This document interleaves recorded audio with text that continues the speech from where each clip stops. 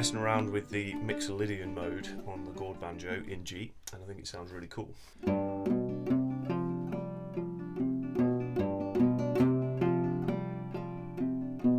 It came about after working with Sean, who's another banjo player, on TikTok.